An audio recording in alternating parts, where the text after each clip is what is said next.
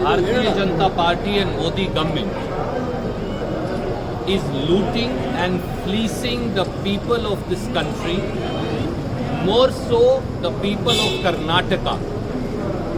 For 9th day in a row, diesel and petrol prices are now touching the sky, have been raised successively. We have Modi and Yediyurappa tax on petrol and diesel, and that is insurmountable. The cost of petrol and diesel in this country is barely 30 rupees, while people, particularly farmers and the common people, the salaried class, the middle class, are being made to pay through their pocket. 20 lakh crore loot has happened in last 6.5 years of BJP rule in Delhi, as also in Karnataka. Rajasthan government reduced the local VAT rate for the state so that relief can be given to people.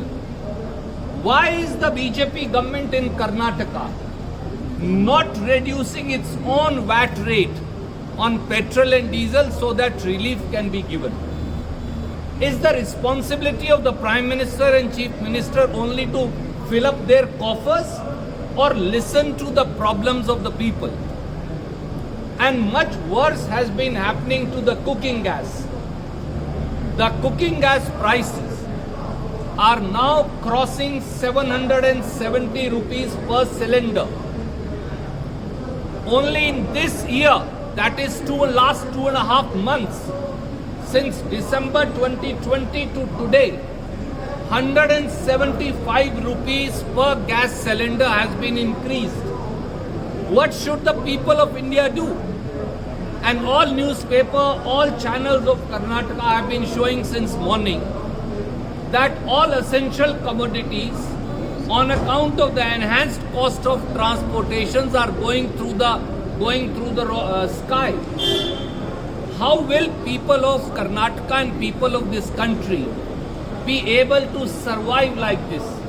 And tragically, I want to add one more thing. Only today it has been disclosed that for the financial year 2021, Modi government proposes to collect another 2 lakh crore rupees from taxes on petrol and diesel alone. If you add the state taxes and the dealers commission, it would probably nationally come to 300,000 crore or 3 lakh crore rupees. Is that the way we are going to ameliorate the conditions of people of this country? Inflation is sky high and government is refusing to relent or to settle the grievances of the people.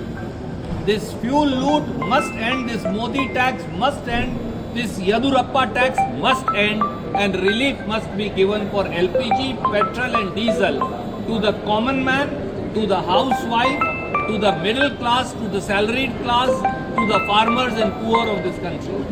We have an impending election in the corporation. We have impending elections both for Taluka and Jilla Panchayats. The opinion of the leaders, the opinion of the party workers, opinions of people who contested on Congress tickets and symbols right from Taluka up to the parliament.